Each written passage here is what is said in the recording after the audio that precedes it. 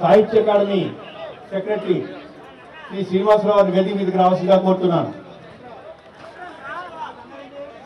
Andhra Jyothi Delhi bureau chief Shri Krishnarao కవి సాహిత్యవేత్త కృష్ణారావు వేదిక మీదకి రావాల్సిందిగా కోరుతున్నాను. ఈనాడు ప్రధాన సంపాదకులు నాగేశ్వరరావు వేదిక మీదకి రావాల్సిందిగా కోరుతున్నాను.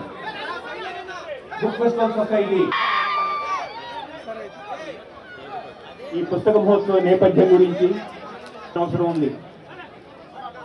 ఈ పుస్తక మహోత్సవం వచ్చిన 2 రోజుల్లో ఈ పుస్తక మహోత్సవం విజయ్ వారి రాకతో అంజనాదేవి పుత్రుడు అనిపించుకున్నారు. అయితే ఒక శక్తి నడిపిస్తోంది. అది వారాహి అమ్మవార, విజయవాడ కనకదుర్గమ్మ, పిఠాపురం పురోహితిక అమ్మలు నడిపిస్తున్న శక్తియే మన ఉప ముఖ్యమంత్రి వర్యులు గౌరవనీయులు కొణిదెల పవన్ కళ్యాణ్ గారు. ఎక్కడ ఏం కావాలో, ఏ అవసరమైతే ఉంటుందో వెంట ఉంటారు ఉప ముఖ్యమంత్రి వర్యులు శ్రీ కొణిదెల పవన్ కళ్యాణ్ గారు. మనం సినిమాల్లో వారిని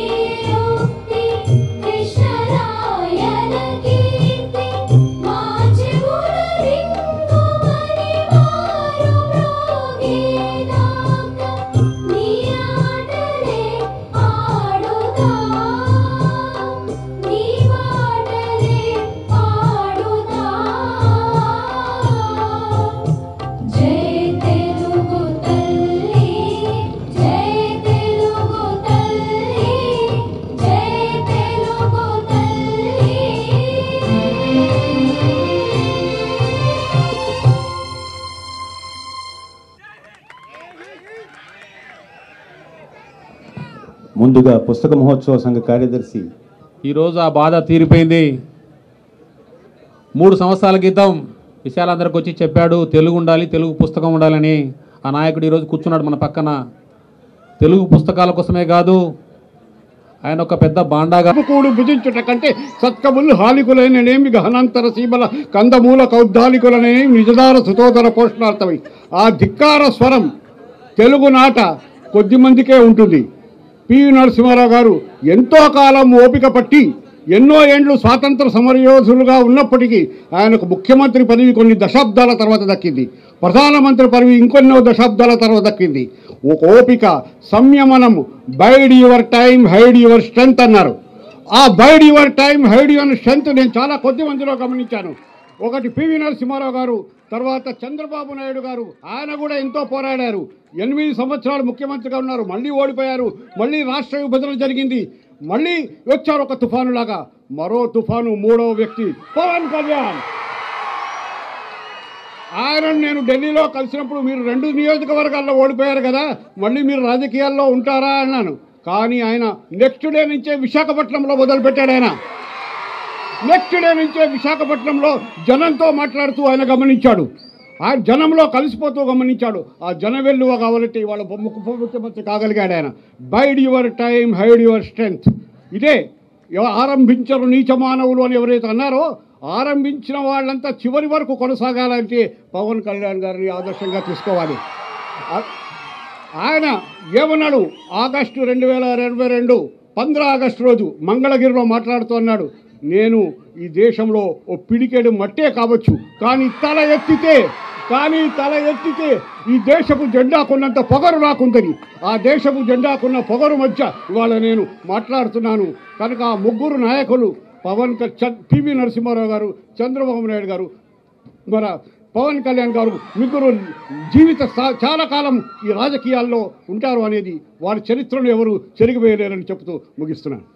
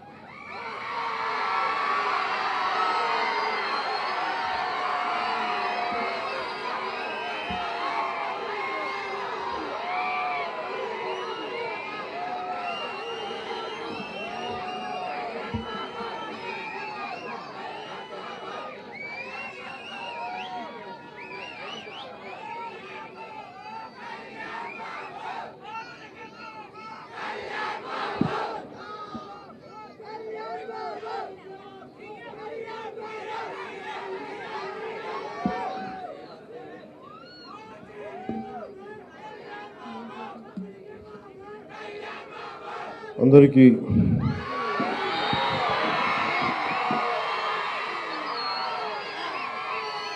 విజయవాడలో ఈ పుస్తక మహోత్సవ కార్యక్రమానికి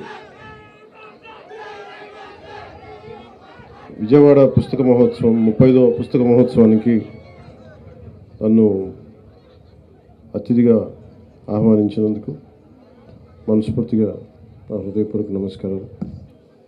ఇక్కడికి విచ్చేసిన పాత్రికేయులకి, విశిష్టమైన అతిథులకి, ఇక్కడికి విచ్చేసిన అభిమానులందరికీ నా హృదయపూర్వక నమస్కారాలు. అలాగే కృతివెంటి శ్రీనివాసరావు గారికి, మానికొండ నాగేశ్వరరావు గారికి, అప్సరస కృష్ణారావు గారికి, శ్రీ లక్ష్మయ్య గారికి, మనోహర్ నాయుడు గారికి మనస్ఫూర్తిగా నా హృదయపూర్వక నమస్కారాలు. అలాగే ఎంఎస్కో విజయ్ కుమార్ గారికి నా ప్రత్యేకంగా నాకు ధన్యవాదాలు తెలియజేసుకుంటా ఉన్నాను. విజయవాడ బుక్ ఫెస్టివల్ మున్సిపల్ స్టేడియంలో గత సంవత్సరాలుగా నిర్వహిస్తూ నన్ను ఆహ్వానించారు. ముందు ఆహ్వానించినప్పుడు నేను అడిగాను, ఎక్కడ ఇది అంటే వేరే స్టేడియం పేరు ఏదో చెప్పారు నాకు. దేనికి అంటే రెగ్యులర్గా ఉండే మున్సిపల్ స్టేడియం ఇవ్వట్లేదు దీనికి. అండ్ ఇది any municipal stadium basically sports కోసం కదా స్టేడియంస్ ఉంది, అందుకని పుస్తకాలకి మన ఈ బుక్ ఎగ్జిబిషన్ మేము అందుకని ఇవ్వట్లేదు అనేది ప్రభుత్వ అధికారులు చెప్పారని మనోహర్ నాయుడు గారు నా దృష్టికి తీసుకొస్తే వెంటనే మున్సిపల్ అడ్మినిస్ట్రేషన్ సెక్రటరీ గారికి, కన్నబాబు గారికి, అలాగే గౌరవ మంత్రి honourable minister for municipal administration and urban development వారికి కూడా తెలియజేశాను, పొంగూరు నారాయణ గారికి కూడా. ఖచ్చితంగా మున్సిపల్ స్టేడియంస్ అనేది దేహదారుఢ్యానికి, రన్నింగ్ కావచ్చు, స్పోర్ట్స్కి కావచ్చు. నేను చెప్పింది ఎందుకు ఇవ్వాలి మనం దీనికి అని అనడానికి నేను ఒకటే మాట చెప్పాను, books are the training weights for the mind. శారీరక దారుఢ్యానికి పరిగెట్టడాలు ఇవన్నీ ఎంత అవసరమో పుస్తకాలు కూడా training weights of the mind. అందుకని ఆ మాట చెప్పగానే వెంటనే పర్మిషన్ ఇచ్చినందుకు ముందుగా కన్నబాబు గారికి, పొంగూరు నారాయణ గారికి మనస్ఫూర్తిగా నా ధన్యవాదాలు తెలుపుతా ఉన్నాను. ఎందుకంటే మీకు ఎందుకు ఇక్కడే ఉండాలంటే మీకు అందుబాటులో ఉంటుంది, ఇక్కడ సిటీ మధ్యలో ఉండాలి, మీరు రావడానికి బాగుంటుంది. నాకు అంటే దాని నుంచి నా పరిస్థితి ఎలా ఉంది అంటే,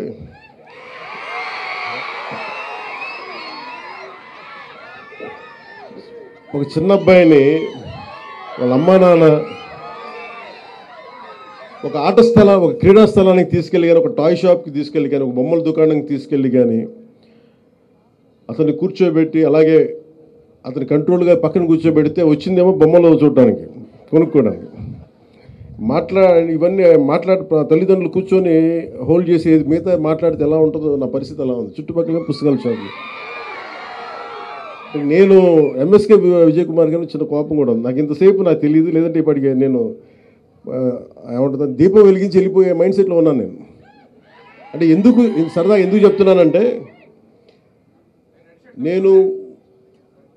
నాకు జీవితంలో ధైర్యం ఇచ్చింది, నాకు నిలబడే ధైర్యాన్ని ఇచ్చింది, నాకు పుస్తకాల ధైర్యాన్ని ఇచ్చింది. నేను ఎప్పుడు అంటే ఈ సందర్భంగా నాకు ఒక పుస్తకాల షాప్ రన్ చేసే నాకంటే చాలా సూపర్ సీనియర్ అయిన రమేష్ గారని, భవానీ బుక్ సెంటర్ అని రన్ చేసేవాళ్ళు నెల్లూరులో. స్కూల్లో అసైన్మెంట్స్కి, సోషల్ అసైన్మెంట్స్కి వెళ్ళి ఏవో కొనుక్కుంటూ ఉండేవాడిని. అలాగే నాకు స్నేహం, ఆయన బుక్ షాప్ ఓనరు, నేనేమో 8th క్లాస్ ఊహించుకోండి, 7th క్లాస్. సో అది నాకేం చేసింది, ఆయన బుక్ షాప్కి వెళ్ళి నేను కూర్చొని చదవటం, అది నాకు చాలా చాలా సహాయపడింది. దానికి ముందే నేను 5వ తరగతి నుంచో మాకు ఇంట్లో కొంత పుస్తక పఠనం అలవాటు, మా అమ్మగారి వల్ల, మా నాన్న వల్ల క్లాసిక్స్, మా అమ్మ వల్ల తెలుగు సాహిత్యం. సో ముఖ్యంగా నాకు ప్రభావితం చేసిన వ్యక్తులు అంటే, ఈరోజు నేను చాలాసార్లు అనుకుంటాను, డబ్బులు ఒక ₹1,00,00,000 ఇచ్చేయడానికి ఆలోచించను, కానీ ఒక పుస్తకం ఇవ్వాలంటే చాలా ఆలోచిస్తాను.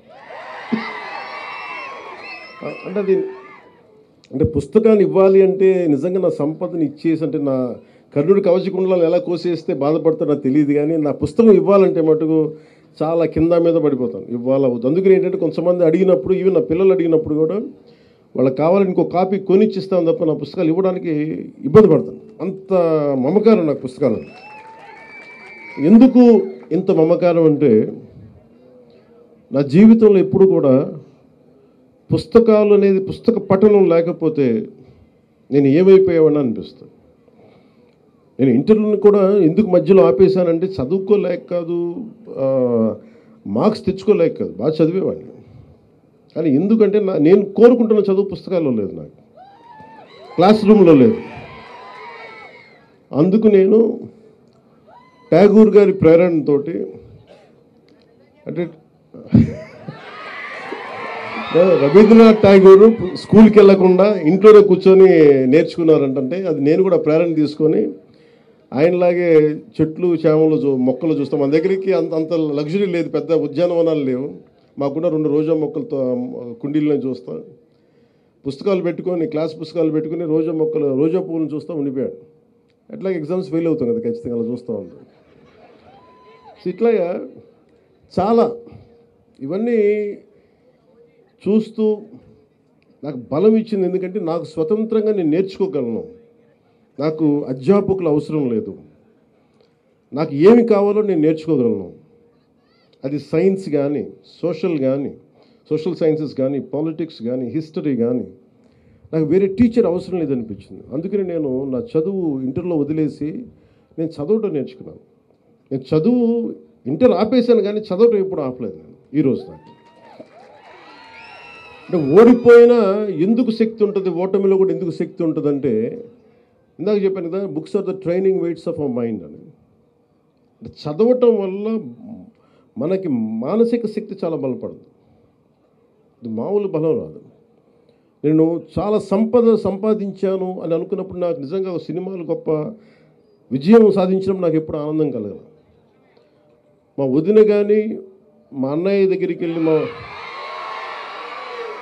అంటే నాకు ఈ బుక్ ఫేర్కి రాగానే నాకు ఎక్కడో మద్రాసులో, అప్పుడు మద్రాసులో ఇప్పుడు చెన్నైలో ఒక తెలుగు ఇట్లాగే బుక్ ఫేర్కి వెళ్ళేవాడిని. అక్కడ బుక్ ఫేర్ జరిగేది, తెలుగు సెక్షన్ కూడా ఉండేది. అందులో రకరకాల పుస్తకాలు. అప్పుడు నేను కొన్నది మొదటిది దేవరకొండ బాలగంగాధర తిలక్ గారి అమృతం కురిసిన రాత్రి, అలాగే మార్క్ ట్వెయిన్ అనువాద ప్రచురణలు, ఇవన్నీ కొనుక్కొని ఇంటికి. అలాగే నండూరు రామ్మోహన్ రావు గారి విశ్వదర్శనం, ఇవన్నీ మనకి ఇంటికి వచ్చి ఎప్పుడు ఓపెన్ చేయాలి అవి. ఆ కొత్త పుస్తకాల వాసన అది మర్చిపోలేము. అది ఓపెన్ చేయగానే దానికి కొత్త సువాసన ఉండదు. అంటే వర్షం చినుకు పడ్డప్పుడు ఎండిపోయిన నేలకి మట్టి వాసన ఎలా ఉంటుందో, ఒక కొత్త పుస్తకాన్ని తీస్తే ఆ వాసన అది తాగుతూ ఎంత మొత్తుగా ఉంటుందో ఒక పుస్తక పీరియడ్గా తెలుసు దాని భావన. అలాగా ఆ రోజు అంటే నేను ఎందుకు నన్ను ఈరోజు పాలిటిక్స్లో కూర్చోబెట్టి నాకు ఎందుకు ఇంత బలం ఇచ్చినాయి అంటే, మొన్న ఈ మధ్యన మన్యం ప్రాంతంలో కూడా వెళ్ళగలిగి ఎందుకు అర్థం చేసుకోగలనంటే, ఎందుకు నడవగలనంటే, ఎప్పుడో కేశవరెడ్డి రచించిన అతడు అడవిని జయించాడు. ఆ పుస్తకం చదివితే తప్పిపోయిన చుక్క పందుల కోసం అతను ఎంత కష్టపడ్డాడు అంటే, మనం ఇక్కడ మణులు మాణిక్యాల కోసం కష్టపడతాం.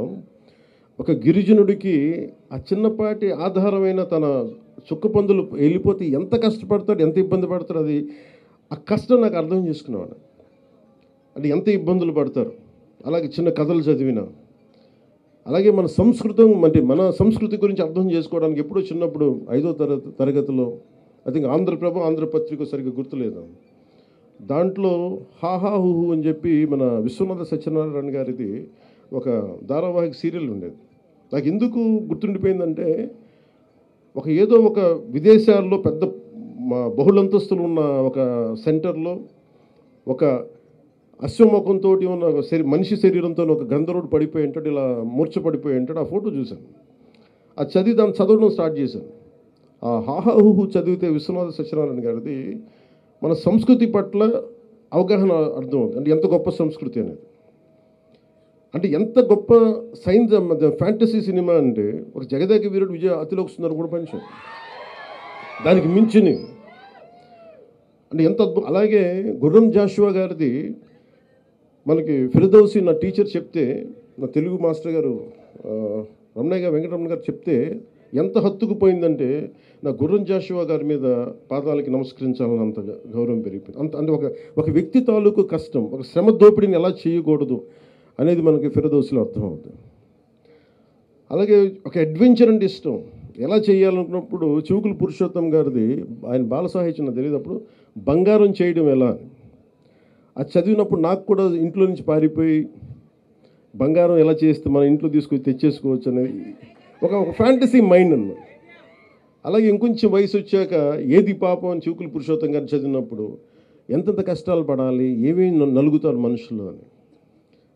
అలాగే గోపీచంద్ గారు ధర్మవడ్డీ చదువుతున్నప్పుడు మనుషుల స్వభావాలు ఎలా మారిపోతాయి, చెడ్డవాడుగా ఉన్నప్పుడు అందరూ భయపడతారు, మంచివాడుగా ఉన్నప్పుడు సమాజమే చెడ్డదైపు చంపేసింది, ఇలాంటివి ఎన్నో. ఇలా ఒక్కొక్క పుస్తకం చదువుతున్నప్పుడు లోపల చాలా తెలియని భావాలు, మనకు సమాజం పట్ల అవగాహన, ఇవన్నీ మనకి కదులుతూ ఉంటాయి. అలాగే విభూతి భూషణ్ బందోపాధ్యాయ గారిది వనవాసి చదివి మెడ్రాస్లో, చెన్నైలో, మేబీ నాకు 17-18 సంవత్సరాలు అనుకుంటా. చదువుతున్నప్పుడు ఒక రచయిత కళ్ళకు కట్టినట్టుగా ఒక అడవిలోకి వెళ్తే మోదుగు పూలు ఎలా వికసించుకున్నాయి, అది ఏదో అడవి దహించుకుపోతున్నట్టుందా, ఇలాంటి వర్ణన నన్ను కదిలించేసేది. నన్ను అందుకునే ఒక ప్రకృతి ప్రేమికుని చేసింది వనవాసి అనే ఒక నవల విభూతి భూషణ్ బందోపాధ్యాయ గారు రాసింది. అలా ఒక్కొక్క పుస్తకం ఒక్కొక్కలా ప్రభావితం చేస్తుంది. అఫ్కోర్స్ దాంతోపాటు ఆంగ్ల సాహిత్యం కానీ క్లాసిక్స్ కానీ ఒక్కటి మటుకు నేను చెప్పగలను, తెలుగు సాహిత్యం మామూలు మన అదృష్టవంతులు కాదు. తెలుగు భాషలో మనందరం తెలుగువారిగా పుట్టడం, అసలు ఎంత అద్భుతమైన సాహిత్యం ఉంది అంటే, ఎంత అద్భుతమైన సాహిత్యం ఉందంటే మనం నేర్చుకోవాలి, చదవాలి. కానీ మన మైండ్స్ ఎంత ఓపెన్ అప్ అవుతే మనకి ఊహించలేము. మనం ఇందాక ఇప్పుడు నాలాంటి వాడి భాష కంటే, అంటే నాలాంటి వాడి ఉపన్యాసం కంటే కూడా ఇందాక శ్రీనివాసరావు గారికి మనస్ఫూర్తిగా నేను క్షమాపణ చెప్తా ఉన్నాను, కె శ్రీనివాసరావు గారికి. ఎందుకంటే నేను మధ్యలో ఆపేసి అర్ధాంతరంగా ఆపేశాను. అంటే ఆయన భారతదేశంలో ఉన్న అన్ని భాషల్లో ఉన్న కీలకమైన కథలన్నీ ఆయన ఇంగ్లీష్లో ఇండియన్ స్టోరీస్ ఒక ఫస్ట్ వాల్యూమ్ ఆయన సంకలనం చేసి నాకు ఇచ్చారు ఇప్పుడు ఇందాక. మనస్ఫూర్తిగా వారికి నా ధన్యవాదాలు తెలుపుతున్నాను. అంటే మనం ఎందుకు అర్థం చేసుకోవాలి అంటే, నాలంటే ఒక పాపులర్ ఫిగరే, ఎక్కువ మందికి తెలిసి ఉండొచ్చు, కానీ నిజంగా జ్ఞానం ఉన్న వాళ్ళు ఎక్కువ మాట్లాడరు. మనం వెళ్ళాలి వాళ్ళ దగ్గరికి. ఇప్పుడు శ్రీనివాసరావు గారు కానీ వేదిక పైన ఉన్న పెద్దలందరూ కూడా మనం వాళ్ళ దగ్గర నుంచి నేర్చుకోవాల్సిందే చాలా ఉన్నది. మేబీ నాలాంటి ప్రాచుర్యం ఉన్న వ్యక్తి, పాపులారిటీ ఉన్న వ్యక్తి అలాంటి మహానుభావుల గురించి తెలియజేస్తే, వేదిక పైన మహానుభావుల గురించి తెలియజేస్తే అది నిజంగా సమాజానికి చాలా గొప్ప సేవ చేస్తున్నాం. అంటే మనం పాపులారిటీ అంటే పాపులారిటీ ఉన్నంత మాత్రాన వాళ్ళు మేధావులు కాదు, నాతో సహా.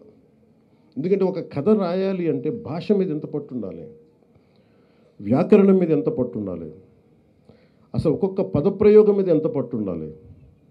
ఎందుకంటే నేను స్క్రీన్ ప్లే కూడా రాస్తాను కాబట్టి నాకు తెలుసు ఎంత కష్టమో, ఎంత కష్టమో నాకు తెలుసు. ఒక స్పీచ్ రాయాలంటే నాకు ఎంత శ్రమ పడతానో నాకు తెలుసు. మన తిరుపతిలో సనాతన ధర్మం గురించి ఒక స్పీచ్ రాయాలంటే ఒక 6 గంటలు, నాకు ఆల్మోస్ట్ ఒక 7 గంటలు పట్టింది ఆ స్పీచ్. పొద్దున్న కూర్చుంటే తిరుమలలో కూర్చొని రాయడానికి. అది రాస్తున్నప్పుడు నాకు అర్థమవుతుంటుంది ఒక శ్రీ తాలూకు ఎంత వేదన పడితే ఒక మహాప్రస్థానం వచ్చి ఉంటుంది, ఎంత జ్వలించిపోతే ఒక వర్షం కురిసిన, ఒక అమృతం కురిసిన రాత్రి వచ్చి ఉంటుంది, తిలక్ ఎంత జ్వలించిపోయి ఉంటాయి. అంటే ఒక్కొక్కళ్ళ గురించి. అలాగే విశ్వనాథ గారు అన్ని గొప్ప కావ్యాలు రాయగలిగారంటే ఎంత దహించుకుపోవాలి ఆయన. అంటే ఎంత ఆయన కూర్చొని వంట చేస్తూ నోటితో ఆయన రాయలేదని చెప్తారు ఆయన. ఇప్పుడు ఆయన గురించి అసలు చెప్తూనే కథ నోట్ చెప్పేవాళ్ళు. మళ్ళీ ఈరోజు ఆపేసిన కథ మళ్ళీ రేపు పొద్దునకి మళ్ళీ అందిపుచ్చుకొని మళ్ళీ అది కంటిన్యూ చేయటం. అలాంటి మన విజయవాడలో మహానుభావులు.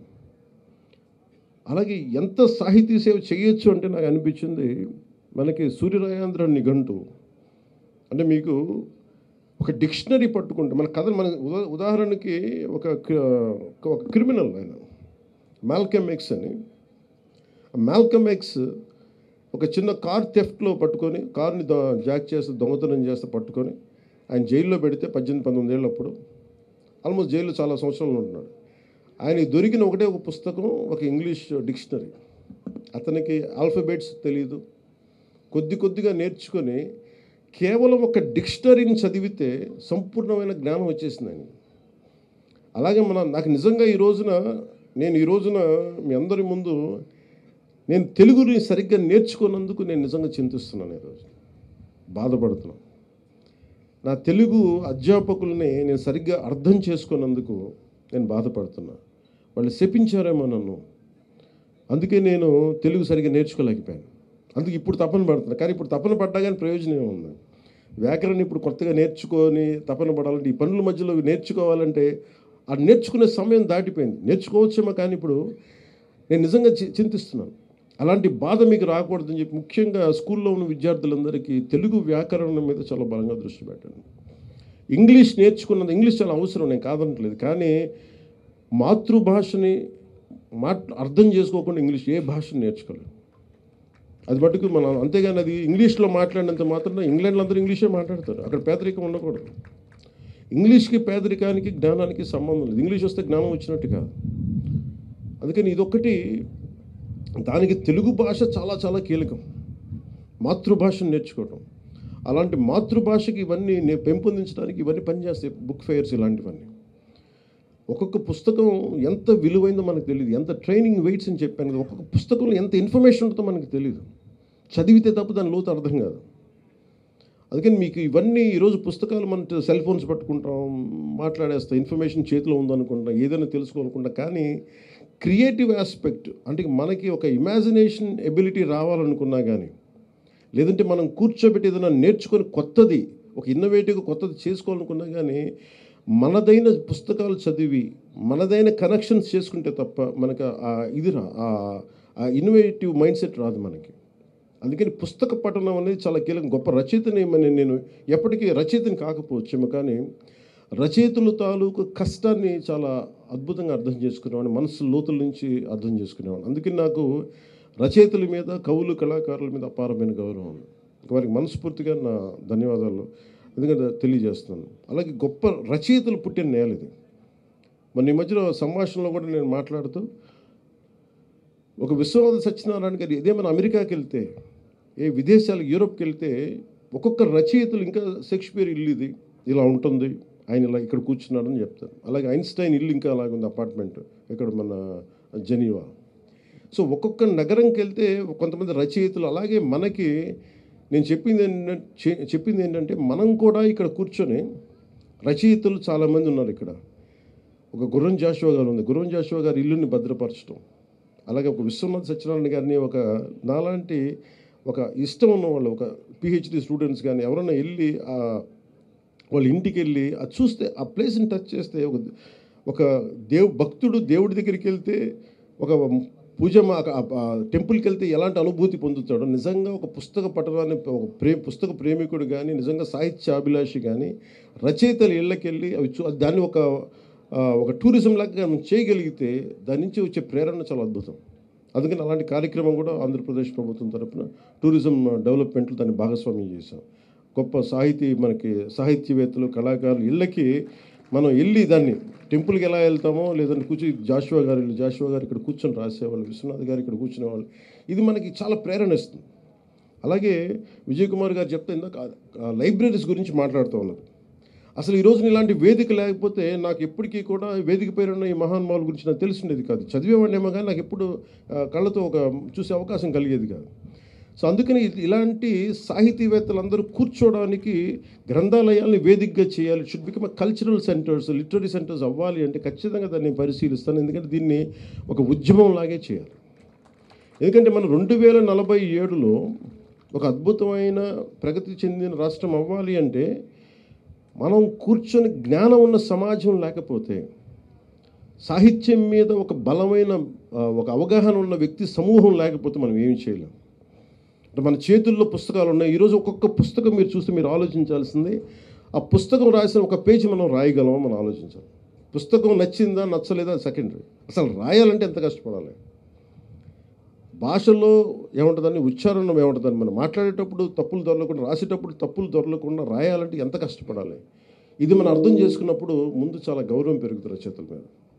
అలాగే తర్వాత మనం నచ్చినాయా, అది మనల్ని ఎలా ప్రభావితం చూపించినాయి. ఒక శ్రీశ్రీ గారి మహాప్రస్థానం కానీ ఒక్కొక్క రచనలు, అలాగే ఎంతమంది కాంటెంపరీ రచయితలు మనం అర్థం చేసుకోవచ్చు, వాళ్ళ దృక్పథం అర్థం చేసుకోవచ్చు. ఇవన్నీ మనకి మనస్ఫూర్తిగా మీకు జ్ఞానాన్ని పెంపొందించేది ఇలాంటి బుక్ ఫెయిర్స్. అందుకని మనస్ఫూర్తిగా నేను మరోమారు అందరికీ ధన్యవాదాలు తెలుపుకుంటా ఉన్నాను.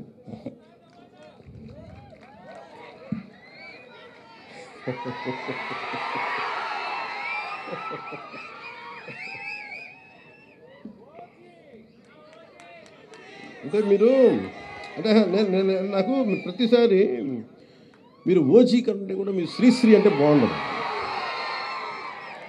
అంటే నేను అనేది, మీరు సినిమా చూడటం కరెక్టే, మరి నేను మీకు ప్రాణం అయితే నాకు పుస్తకాలు నాకు ప్రాణం. మరి అంటే నేను మీకు ప్రాణం అయ్యే స్థాయికి నేను వచ్చానంటే నన్ను ప్రభావితం చేసిన ఈ పుస్తకాలు. అందువల్ల మీరు కూడా నేర్చుకోండి అని చెప్తున్నాను, మీరు కూడా చదవండి అని చెప్తున్నాను. అలాగే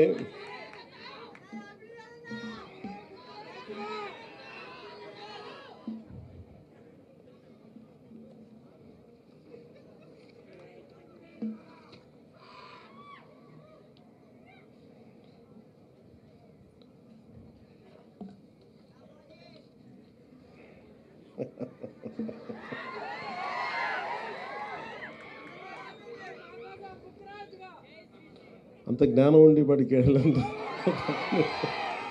అంటే నా దగ్గర అర్థం చేసుకునే శక్తి ఉంది కానీ రాసేంత శక్తి లేదు. ఏదో ఒక స్పీచెస్ రాసుకోగలను, లేదంటే నా జర్నల్స్ రాసుకోగలను, కానీ ఒక పుస్తకం రాయాలంటే చాలా జీవితం చూడాలి. అలా నాకు సహకారం తీసుకొని రాయడం ఇష్టం. వస్తే రాస్తే సొంతగా రాద్దాం, లేదంటే ఎవరు అంటే యుద్ధం ఎప్పుడు ఒక్కలే చేయాలి. అక్షర యుద్ధం ఒక్కళ్ళ ఆలోచించే మొత్తం మదనం అక్కడి నుంచే రావాలి. భవిష్యత్తు మొత్తం భగవంతుడు మనకి విధి కనుక మనకు ఆశిస్తే మనం ఆ రోజు రాదు, చూద్దాం. కానీ నా కోరిక ఏంటంటే సూర్యరాయేంద్ర నిఘంటువు పిఠాపురం మహారాజు గారు ఆయన రాశారండి. అంటే ఆయన డబ్బులు ఇస్తే మన ఒక 6 వాల్యూమ్స్ 7 వాల్యూమ్స్ అనుకోండి. సో సూర్యరాయేంద్ర నిఘంటువుని తిరిగి పునర్ముద్రణ జరగాలని చాలా సంవత్సరాలుగా ప్రయత్నం చేస్తాం. మనోహర్ నాయుడు గారికి కూడా తెలుసు. దానికి కొంత డబ్బు ఇద్దామంటే ఏమైపోయిందని మళ్ళీ కూర్చొని కొత్త దాన్ని ఎడిటోరియల్ టీం రావాలి, చాలామంది భాషా శాస్త్రవేత్తలు కావాలి. అందుకని వాటిని ఏం చేస్తున్నామంటే ఇప్పుడు మొన్న గౌరవ ముఖ్యమంత్రి చంద్రబాబు నాయుడు గారి దృష్టికి కూడా తీసుకెళ్ళాం మన దీంట్లో. సో ఈరోజు మన ఏదో మాట్లాడుతున్న దాదాపు 1,40,00,000 1,70,00,000 దాకా అవుద్దని చెప్తా ఉన్నారు చేయడానికి. సో నేను అనుకుంటుంది నేను ఒక 3వ వంతు నేను భరిస్తాను. అలాగే కేంద్ర ప్రభుత్వం రాష్ట్ర ప్రభుత్వం సహకారం తీసుకొని, అంటే సూర్యరాయేంద్ర నిఘంటువు ఎందుకు అవసరం అనడానికి ఇందాక నేను మిస్ అయిపోయింది మన మాల్కమ్ ఎక్స్ది. అంటే అతను డిక్షనరీ చదివి మహాజ్ఞాని అయిపోయాడు, మా గొప్ప వక్త అయిపోయాడు, సివిల్ రైట్స్ లీడర్ అయిపోయాడు. అట్లాగా డిక్షనరీ చాలా చాలా కీలకం. సో డిక్షనరీస్ మీరు చదవండి. ఎందుకంటే మీకు నేను ఇవ్వగలిగేది నిజంగా మన చేతిని చాలాసార్లు అనుకుంటాను, నా పిల్లలకు కూడా ఇదే చెప్తాను, రీడింగ్ మీరు ఒక అలవాటు చేసుకోండి. పుస్తక పఠనం అనేది నెక్స్ట్ జనరేషన్కి కానీ ఈ జనరేషన్కి కానీ. ఎంతసేపు టీవీలు చూస్తాం, ఎంతసేపు ట్విట్టర్ మీద ఉంటాం, ఎంతసేపు సోషల్ మీడియా చూస్తాం. నిజంగా కనుక మన పుస్తకాలు చదివితే మనకు వచ్చే జ్ఞానం వేరు, మీకు పోరాటం చేసే శక్తి వేరు ఉంటుంది మీకు. నేను చాలాసార్లు కుంగిపోయినప్పుడు ఒక శేషేంద్ర నాకు ఉత్సాహాన్ని ఇచ్చాడు, గుంటూరు శేషేంద్ర. అలాగే నాకు తిరుగుబాటు చెయ్యాలి, మనకు దారి తెన్ను లేదు, కానీ చీకట్లో ఒక దీపంలా కనిపిస్తుంది అనేది నాకు చెప్పడానికి నాకు దేవరకొండ బాలగంగాధర తిలక్ నాకు దారి చూపించారు. వాళ్ళు ఎవరు నా దగ్గర ప్రత్యక్షంగా ఎవరు లేరు, కానీ వారి మాటలు నాకు గైడెన్స్ ఇచ్చింది. సో అందుకని మీకు ప్రతిదీ ఈ కనిపిస్తున్న ప్రతి పుస్తకం అది మీకు ఒక సంపదని, అది మీకు ధైర్యం ఇచ్చేది మీకు. అందుకని ఆ ధైర్యాన్ని మీరు సంపాదించుకోమని. ఎందుకంటే నేను ఒక్కరిని చేసే పోరాటం కాదు, మీలాంటి యువకులు పెద్దవాళ్ళందరూ కూడా మనం కూర్చొని ఎవరైతే తెలుగు భాషా శాస్త్రవేత్తలు ఉన్నారో, అధ్యాపకులు ఉన్నారో, తెలుగు పండితులు ఉన్నారో, ముందుగా మనం చేసిన సరిగ్గా నేర్చుకున్నందుకు వారి కాళ్ళకి నమస్కారం పెట్టాలని మనసు. ఎందుకంటే మీరు ఎంత కష్టపడితే డబ్బులు ఉండవు దాంట్లో. తెలుగు అధ్యాపకులు కావాలంటే డబ్బులు ఉండాలి. మొన్న ఈ మధ్యన స్కూల్లో కూడా చెప్పాను, అధ్యాపకులు హైయెస్ట్ పెయిడ్ వ్యక్తులు అవ్వాలి, జీతాలు వాళ్ళకి ఎక్కువ ఉండాలి. ఎందుకంటే సమాజాన్ని నిజంగా ఒక అధ్యాపకుడు కనుక బలమైన జీతభత్యాలు ఇవ్వగలిగితే సమాజం మారిపోదు. ఆ విధంగా నేను కోరుకుంటా ఉన్నాను, అలాంటి జరగాలని చెప్పి. మనస్ఫూర్తిగా నాకు ఈ అవకాశాన్ని ఇచ్చిన ఈ మొత్తం ఈ బుక్ ఫేర్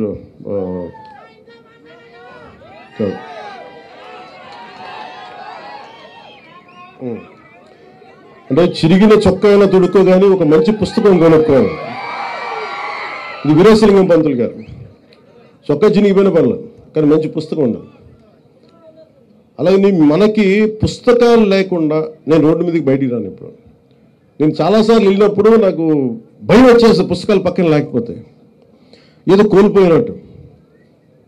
నేను కోట్లు వదిలేసుకున్నాను, కోట్లు డబ్బులు ఇవ్వలేదు నాకు, కోట్లు పోగొట్టుకున్నాను, కోట్లు ఇచ్చేసాను, కానీ పుస్తకాలు నా పక్కన ఉన్నంత కాలం నాకు ఎప్పటిలా ఉంటుందంటే నన్ను ఒక అంగరక్షకుల్లో కాపాడుతాయి. నాకు ఎంత ధైర్యం ఉంటుందంటే, నా జీవితంలో మొట్టమొదటిసారి మా వదిన గారిని అడిగేవాడిని, నాకు కొంచెం అంటే నాకు పాకెట్ మనీ కావాలంటే నాకు పెద్ద వేరే అలవాటు లేదు, ఓన్లీ పుస్తకాలు చదవడం అలవాటు. సో పుస్తకాల కోసం వెళ్ళి మా వదిన ఏదో అడిగితే వాడు కూర్చోబెట్టి ఏదో డబ్బులు ఇచ్చేది. ఆ డబ్బులు చూడడం పరిగెత్తికి లేదు, బుక్ షాప్కి వెళ్ళి బుక్స్ కొనుక్కొని అలా అన్నీ కలెక్ట్ చేసుకున్నాయి. సరిపోయేగా, నాకున్న కోరిక సరిపోయేగా. నేను చాలాసార్లు ఒక తొలి ప్రేమకి కొంత డబ్బు వచ్చింది, ఇప్పుడు పుస్తకాలు చూసేవాడిని, కానీ నేను కోరుకున్న దానికి ₹1,00,000. మీరు ఊహించుకుంటే నా రెమ్యూనరేషన్ 15 లక్షలు అంటే నేను ₹1,00,000 పుస్తకం, 1,00,000 2 లక్షల పుస్తకాలు కొనుక్కున్నాను.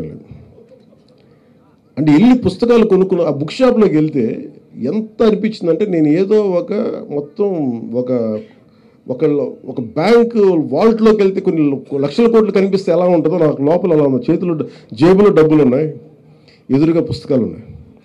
ఒక్కొక్క పుస్తకాన్ని నాకు నచ్చిన పుస్తకం కొనుక్కొని రూమ్లో పెట్టుకొని ఒక 3 రోజులు నిద్రపోలేదు నేను. అది చూస్తా ఉన్నాను, కొంచెం చదువుకుంటా ఉన్నాను, మళ్ళీ ఆ పుస్తకం తీస్తాను. అంటే కక్కుర్తి, ఆతృత, ఇది చదివేయాలి, అది చదివేయాలి. అందుకే నేను అంటే ఒక జీవిత కాలంలో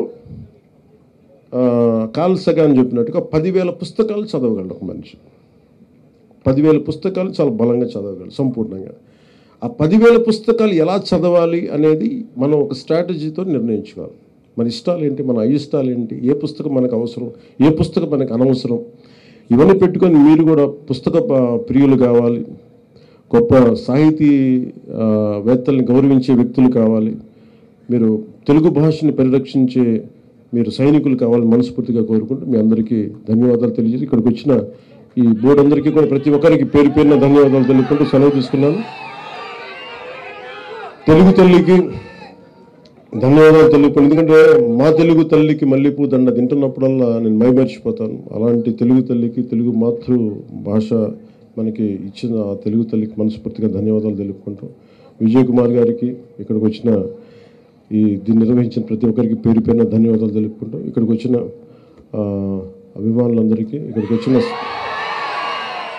మౌనంగా కూర్చొని మీ ప్రేమనిస్తున్న ఇక్కడ సాహితీ ప్రియులందరికీ మనస్ఫూర్తిగా మీ ధన్యవాదాలు తెలుపుకుంటూ, అలాగే దీనికి అద్భుతమైన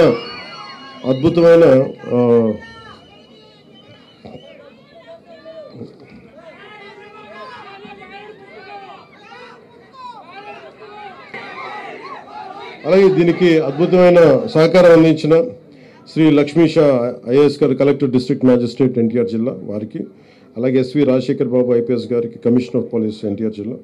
సో ఇక్కడ ఉన్నటువంటి 294 బుక్ స్టాల్ ఆర్గనైజర్స్కి, మీడియా మిత్రులకి అందరికీ కూడా నా ధన్యవాదాలు తెలుపుకుంటూ, ముఖ్యంగా ఎంఎస్కు విజయ్ కుమార్ గారికి, సభాధ్యక్షులు వారికి నా ధన్యవాదాలు తెలుపుకుంటూ, అలాగే కలిశెట్టి అప్పలనాయుడు గారికి, గౌరవ పార్లమెంట్ సభ్యుల వారికి కూడా నా ధన్యవాదాలు తెలుపుకుంటూ, శ్రీ నాగేశ్వరరావు గారు ఈనాడు ఎడిటర్, శ్రీ శ్రీనివాసరావు గారు సాహిత్య అకాడమీ కార్యదర్శి, శ్రీ అప్సరసు కృష్ణారావు గారు కవి, journalist, Shri Lakshmayya Vijayawada book festival society అధ్యక్షులు, శ్రీ టి మనోహర్ నాయుడు గారికి విజయవాడ బుక్ ఫెస్టివల్ సొసైటీ కార్యదర్శి, వీరందరికీ కూడా మరోమారు నా ధన్యవాదాలు తెలుపుకుంటూ మీ అందరికీ కృతజ్ఞతలు తెలియజేసుకుంటూ సెలవు తీసుకున్నాను.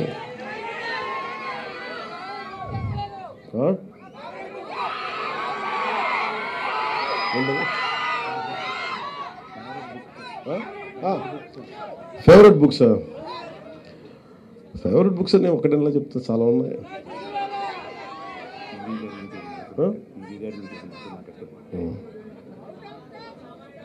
అంటే పివి నరసింహారావు గారి గురించి ఇందాక మాట్లాడుతా, పుస్తకం నా చేతుల మీదుగా ఈ పాముల పర్తి వెంకట మనకి అందరి ప్రేమగా పివి నరసింహారావు గారిని పిలుచుకుంటాం.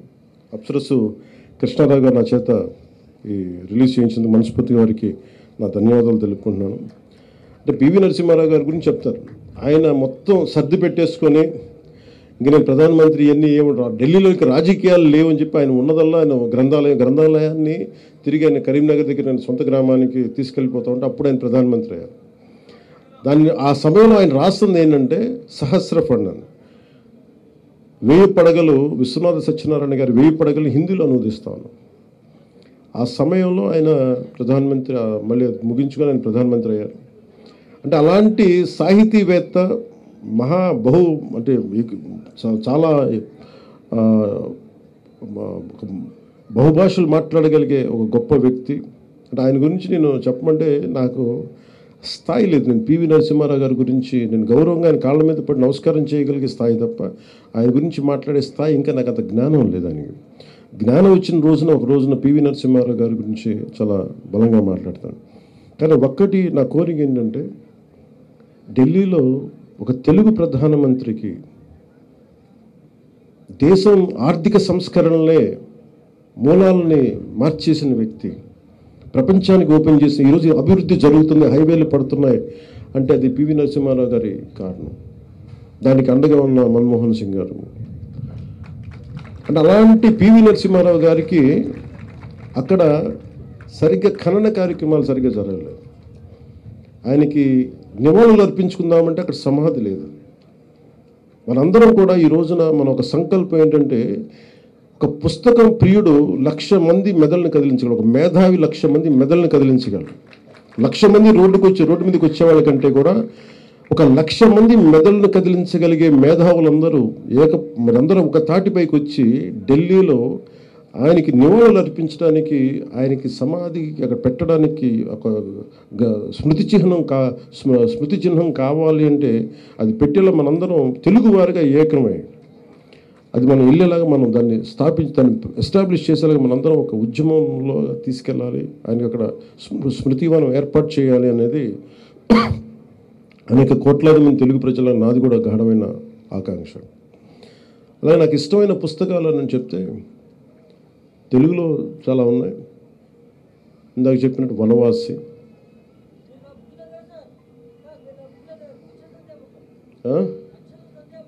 అక్షర సత్యామృతం, తెలుగులో వనవాసి, అలాగే చూకులు పురుషోత్తం గారిది ఏది పాపం అని నేను నేర్చుకున్నాయి. అలాగే ఇంగ్లీష్లో బాగా ప్రభావితం చేసిన వి ద నేషన్, మన నాని పాల్కివాల గారిది we the nation and we the people. The list goes on, చాలా ఉంది ఆ లిస్ట్. కానీ ఎప్పుడన్నా మీరు కోరుకున్నట్టుగా ఇలా సభలో కాకుండా అప్పుడప్పుడు నా ట్విట్టర్ని వేదికగా చేసుకుని దాంట్లో చెప్తూ ఉంటాను. ఇదివరకు పెట్టేవాడిని, కానీ మరీ కొంచెం అతిగా ఉంటుంది, ఎక్కువ షో పడుతున్నాడు అనుకుంటా అని చెప్పి నాకు ఇబ్బంది. అంటే ఒకసారి అంటే ఇది ఒక్కటి చదువుతున్నట్టు మేము చదవట్లేదు అని అంటారు, భయం వేసి నేను పెట్టడం మానేసి. బట్ కానీ మీరు చెప్పారు కాబట్టి అప్పుడప్పుడు పెడతాను. Thank you. జై హింద్.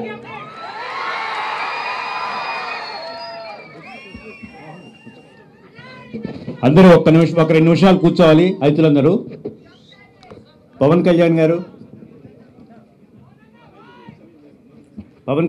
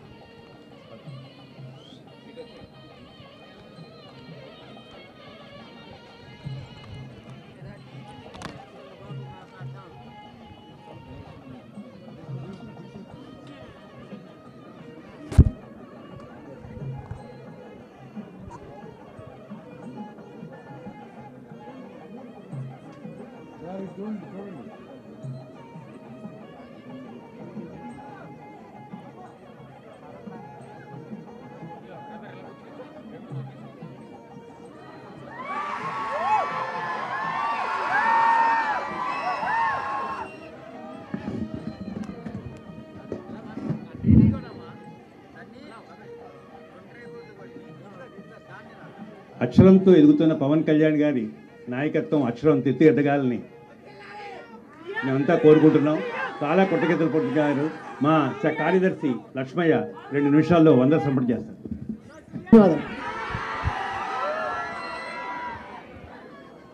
మీ యొక్క